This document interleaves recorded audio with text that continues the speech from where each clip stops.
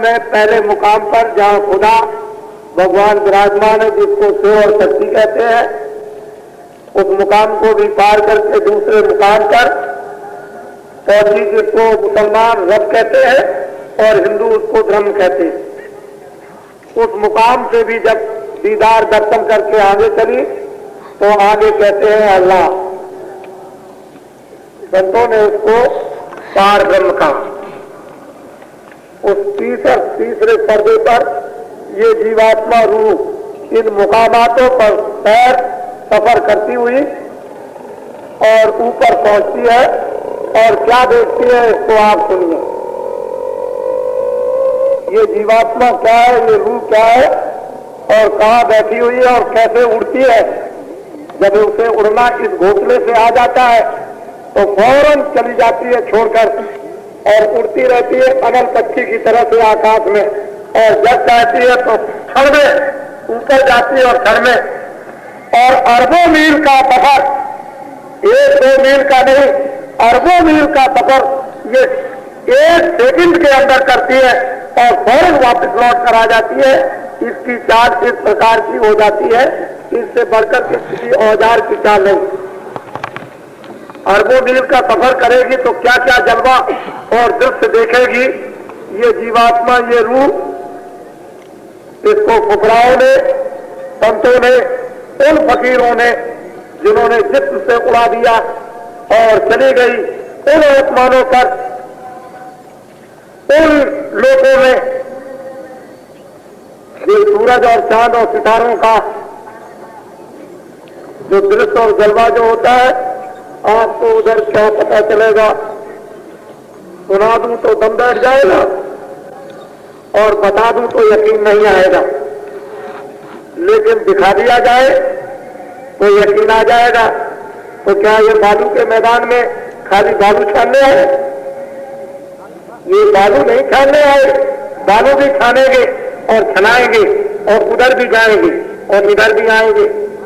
ऐसे नहीं आए कि आप समझते होंगे कि ऐसे चले आएंगे। ऐसी भान वो चढ़ाई गई, वो अफीम का नेता कि एक दफे भोट के पिला दिया गया, अरे इनको जहाँ ले जाइए।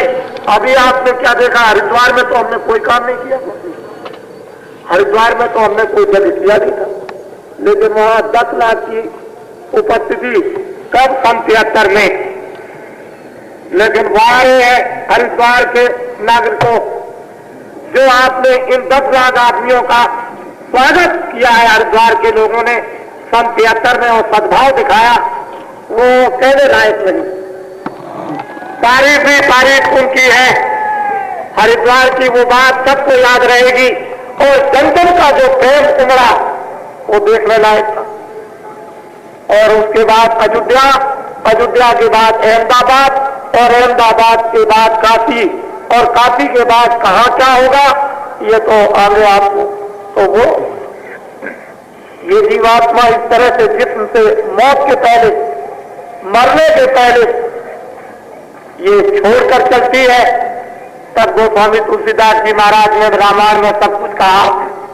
मैंने अपनी आंख से मोह विलोक राम मुस्काई, तुरंत गयो मुखमाई, उधर माज तुल अंडज राया, देखो बहुत मान निकाया। अति विचित्र जहां लोक अनेका, रचना अमित एक से एका।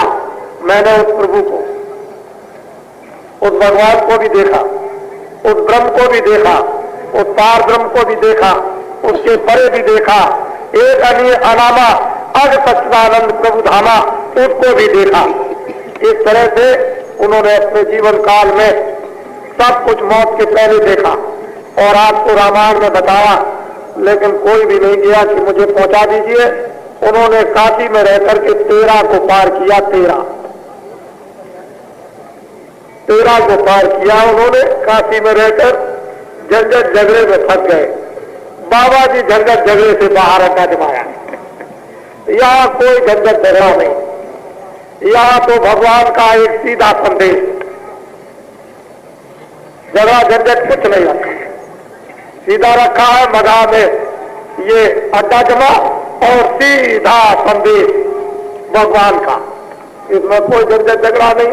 इसलिए ना हमारा कोई समय खराब और न प्रेमियों का समय, हमारा भी समय काम में और प्रेमियों का भी समय, और जो इस मैदान में आएगा उसका भी समय काम में आएगा, समय खराब नहीं होगा। ऐसी जगह पर है, कुछ नहीं है, चौड़ा मैदान है, इतना आदमी है, किसानों का एक भी पेड़ खराब नहीं हो रहा। बिल्कुल बगल में खेती है, कोई भी किसानों का कोई पेड़ खराब नहीं करते हैं। क्यों? कि ये सब समझते हैं कि ये पेड़ मेरे। इस तरह से इतना बड़ा क्यों? तो ये फर्क जीवात्मा ऊपर चढ़ती जाती है, देखी जाती है, चढ़ती जाती है। इसने विष्णु को देखा, अष्ट सिद्धियां 9 निधियां, विष्णु पाए, लक्ष्मी पाई, इन्होंने शिव पाए, शक्ति पाई, ब्रह्मा पाए, सावित्री पाई, आद्या महाशक्ति को देखा और उस निरंजन भगवान को, खुदा को भी देखा और ऊपर चलकर ब्रह्म को भी, उसका भी साक्षात्कार किया और वहां से भी निकल के चली जहां कृष्ण भगवान का लोक, जिनको महायोगेश्वर कहते हैं, वो प्रकृत पार प्रभु और बाती ब्रह्म निधि विरज अवनासी तहा मोह कर कारण नाही, उसको भी उन्होंने। और जब आप कृष्ण के उस गोलोक में पहुंचेंगे तो कृष्ण कितने हैं ये वहां पर करोड़ों वर्षों तक रहे आप तो कृष्ण को नहीं गिन सकते, इतने कृष्ण वहां पर रहते हैं। जय गुरु। आपको उस लीला का क्या बताया जाए, धीरे धीरे सीख लो, धीरे धीरे करके देख लो, धीरे धीरे कदम बढ़ा दो, जल्दी से सफाई करो, निकल चलो। अब क्या है, देर क्यों करो? आंख भी धुला लो, काम भी, दिल दिमाग भी धुला लो, जैसे चाहे रगड़ के घिट पिट करके जड़ी अंजन बूटी ले लो और जल्दी से आंख पर लगाओ नैन अमीय दीर्घ दोष विभंजन। जब जड़ी मिल जाएगी, वो जो महात्मा बना करके रखते हैं, तो अंदर का मैल कट जाएगा, फट से दिमाग ज्ञान चक्षु खुल जाए। देखते चलो, चलते चलो, देखते चलो, चढ़ते चलो, समझ गए? अभी तो आंखों के पीछे है, ऊपर हो जाओ, यहीं से बैठ करके देखो और फिर धीरे धीरे उड़ना शुरू करो और फिर आओ, फिर उड़ो और एकदम ऊपर जाओ, फिर नीचे आओ और फिर उड़े रहो ऊपर में। ये जीवात्मा की चाल है। उधर घर है आपका, इधर घर नहीं, बहुत दिनों के फंसे हुए हो। अब निकल चलो, भावना वक्त है, नहीं तो वो मनकन का घाट है, वहां कितने रोज 24 घंटे भट्टी पर सुलगाए जाते हैं, खाक किए जाते हैं। तो इसलिए खाक होने के पहले ये काम अपना अपना बना लो। बोलो। 10वां द्वार तेज प्रकाश, छोड़े नीचे गगन आकाश। जब ऊपर जाती है तो देखती है कि नीचे बड़े बड़े गगन, बड़े बड़े आकाश, बड़े बड़े ब्रह्मांड, इसको छोड़ के ऊपर ये चढ़ती और देखती, कहते हैं छोड़ दिए जो भी था ब्रह्म और माया का, शिव और शक्ति का, ये सब कुछ नीचे छोड़ दिया और चल पड़ी अपने का। जो ताकत, जो ज्ञान, जो पहचान इसको मिली, वो तो पर्दे से निकल करके ही इसको मिलेगी, नहीं तो माया का जहां तक विस्तार होगा वहां से खींच लाई। अभी तो हमको पता ही नहीं कि माया कहां से खींच करके ले आई और कहां तक साथ जाएगी।